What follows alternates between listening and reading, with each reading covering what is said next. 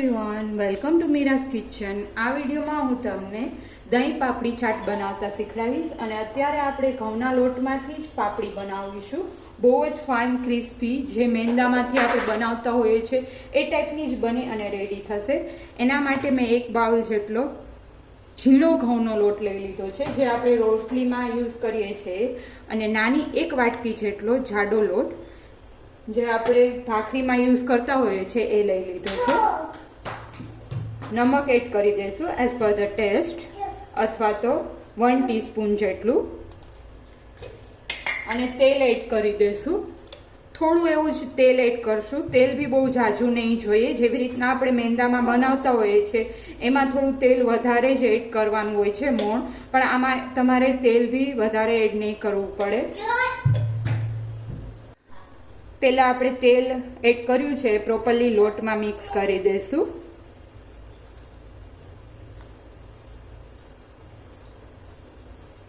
અને થોડું પાણી એડ કરી અને લોટ બાંધી લેવાનો છે।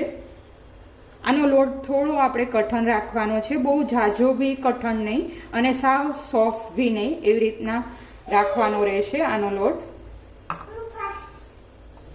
આવી રીતના તમે સ્ટાર્ટરમાં બી કોઈ પાર્ટી અરેન્જ કરો ત્યારે બી આવી રીતના રેડી રાખેલી હશે પાપડી તો ઇઝીલી તમે ચાટ બનાવી શકશો, અથવા તો કોઈ ઘરે ગેસ્ટ આવવાના હોય અને તમારે નાસ્તામાં આવી રીતના ચાટ સર્વ કરવું હોય તો તમે ઇઝીલી પહેલાં બનાવી અને રાખી દેશો તો આ અઠવાડિયુંથી 10 દિવસ બહુ જ સારી રહેશે બહાર જ પાપડી। અને તમારે ખાલી ચટણીને એ બનાવવાની રહે, અને ચટણી બી કેવી રીતના બનાવી અને સ્ટોર કરવાની એ વિડીયો ઓલરેડી મેં અપલોડ જ કરેલો છે મારી ચેનલમાં, તો આપ એમાંથી જોઈ શકશો।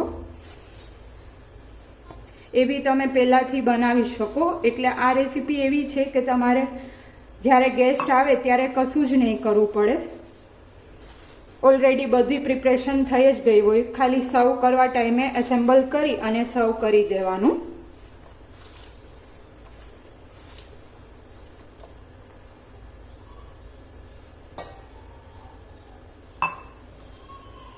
તો લોટ બંધાઈ ગયો છે, ઉપરથી થોડું એવું ઓઇલ એડ કરી દઈશું અને લોટ મસળી અને 5 થી 10 મિનિટ માટે રેસ્ટ થવા રાખી દઈશું, જેથી કરીને એકદમ પ્રોપર સેટ થઈ જાય।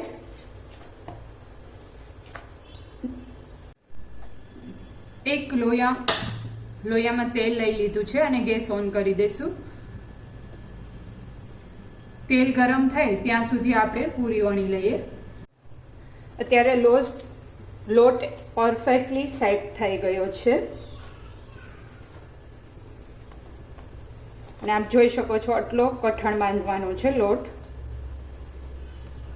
હવે લૂ કરી લેશું, અને બને એટલો થોડો મોટો જ લૂ લેશું, જેથી કરીને આપણે મોટું એક પરોઠા જેવું કરી શકીએ અને એમાંથી નાની નાની પૂરી વણી શકીએ।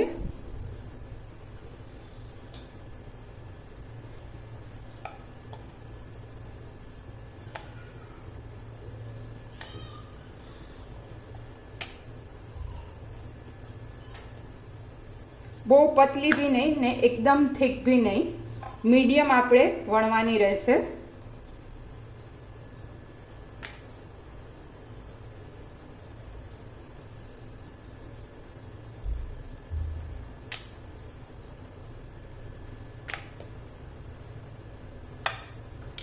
આવી રીતના અત્યારે મેં બોટલનું ઢક્કણ લઈ લીધું છે, નાનું એવું જ લેવાનું છે। તમારી પાસે નાની ડબરીનું કે કોઈ બી ઢક્કણ હોય એ લઈ લેવાનું, અને આવી રીતના નાની નાની પૂરી કરી લેવાની છે। એમાંથી રીતના પ્રેસ કરશો એટલે નાની નાની પૂરી થઈ જશે, અને આ મોટી વણેલી હશે એટલે એક ઘણવાની એકમાંથી જ તમે ઇઝીલી બનાવી શકશો।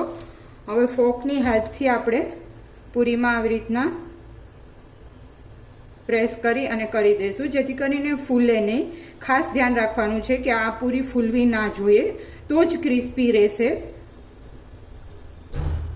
અને આમાંથી બહુ બધા તમે ચાટ અલગ અલગ રીતે બનાવી શકો। જો આવી રીતના સ્ટોર કરી અને રાખી હશે તમે પૂરી તો અલગ અલગ બહુ ઝાઝા ચાટ બને છે।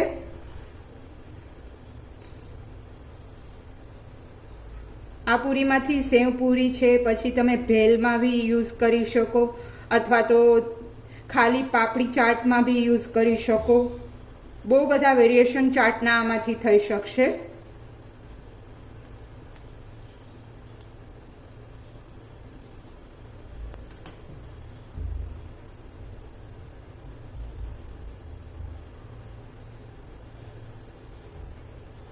અને મોસ્ટ ઓફ મેંદાના લોટમાંથી બનાવતા હોય છે, પણ આવી રીતના જો તમે ઘઉંના લોટમાંથી બનાવશો તો હેલ્ધી બી બનશે અને તમારે કિડ્સને આપવું હશે તો બી સારું રહેશે. એટલે ખાસ આ મેં અત્યારે ઘઉંના લોટમાંથી જ બનાવેલું છે.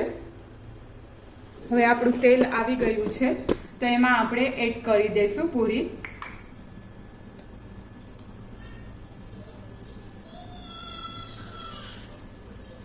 અને મીડિયમ જ ફ્લેમે આપણે પૂરીને તળવાની રહેશે. બહુ સ્લો ફ્લેમ ઉપર તળશો તો પૂરીમાં તેલ ચડી જાય, એટલે ખાસ ધ્યાન રાખવાનું. મીડિયમ ફ્લેમ ઉપર જ તળવાની છે.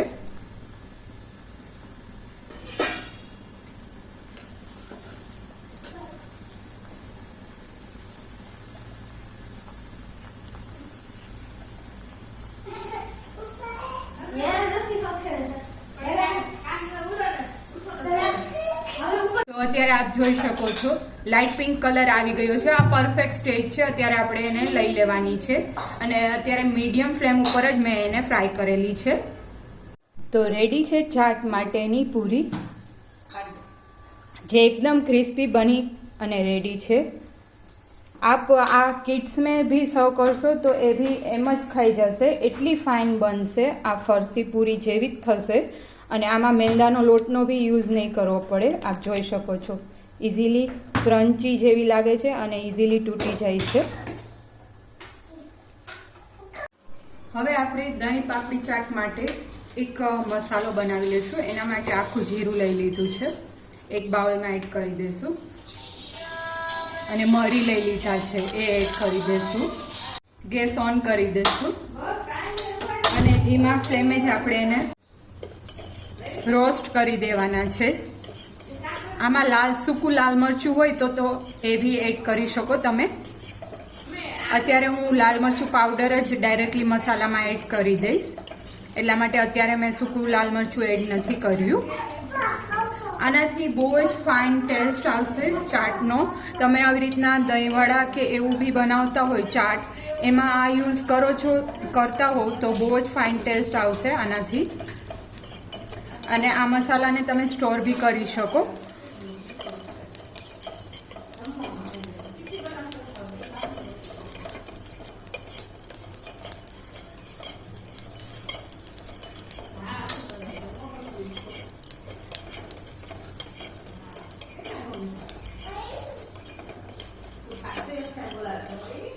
મસાલો રેડી છે. આમાં મેં 1 ટેબલસ્પૂન જેટલું લાલ મરચું પાવડર એડ કરેલું છે, એટલે આવો કલર આવશે.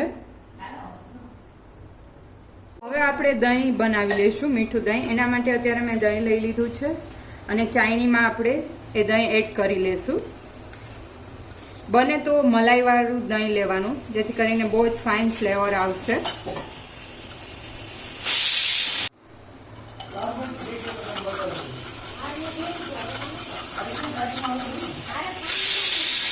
અને આવી રીતના એકદમ જાડુથી કેવું નીકળી જશે અને લચ્છી ટાઈપ બની જશે.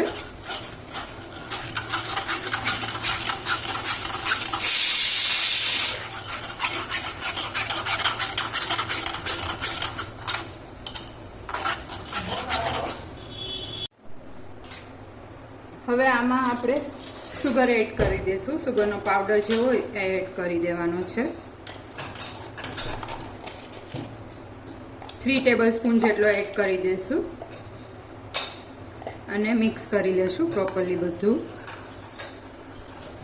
આપ જોઈ શકો છો એકદમ થીક એવું દહીં રેડી છે.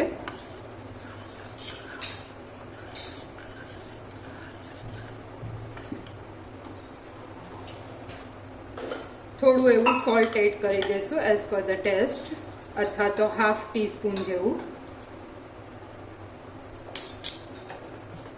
તો રેડી છે દહીં. તો રેડી છે ચાટ પૂરી બનાવવા માટે. અત્યારે મેં પૂરી લઈ લીધી છે, દહીં આપણે જે રેડી કર્યું હતું એ લઈ લીધું છે, બટાકા બાફી અને લઈ લીધા છે, નમક એડ કરીને જ બાફેલા છે મેં, મસાલો જે આપણે રેડી કર્યો હતો એ લઈ લીધો છે, ખજૂર આંબલીની ચટણી લઈ લીધી છે, સ્વીટ ચટણી, ગ્રીન ચટણી લઈ લીધી છે, ફુદીનાની અને કોથમરીની, મગ લઈ લીધા છે પલારેલા, એમ જ લીધા છે, મગને બાફેલા નથી, ચણા લઈ લીધા છે, એને બી નમક નાખી અને બાફી લીધા હતા, અને ઉપરથી ગાર્નિશિંગ માટે કોથમરી લઈ લીધી છે. તો ચલો સ્ટાર્ટ કરીએ પ્લેટિંગ કરવા માટે. તો ચલો સર્વ કરી લઈએ. એક પ્લેટમાં આપણે પહેલાં પૂરી ગોઠવી દઈશું.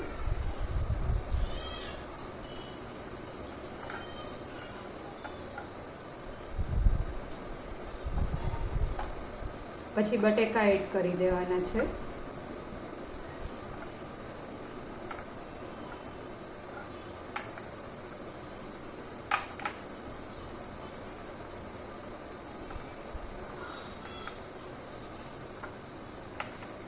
મગ એડ કરી દઈશું.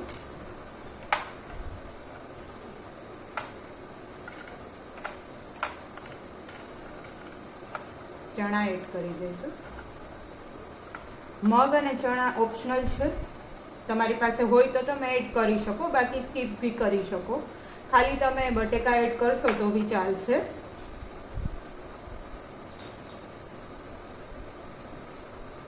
મસાલો જે રેડી કર્યો છે એ થોડો સ્પ્રિંકલ કરી દઈશું. ગ્રીન ચટણી રેડી કરેલી છે એ એડ કરી દઈશું.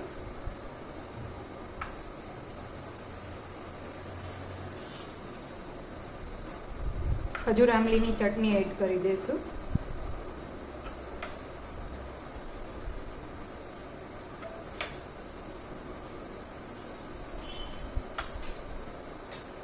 ફાઇનલી દહીં એડ કરીશું.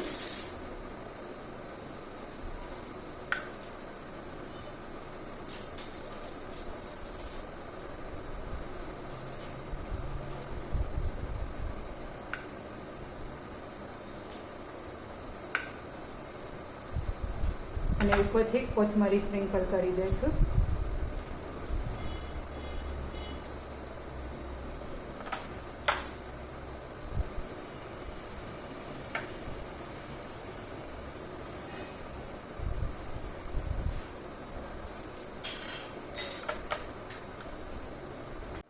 ઉપરથી આપણે જે મસાલો રેડી કર્યો હતો એ સ્પ્રિંકલ કરી દઈશું.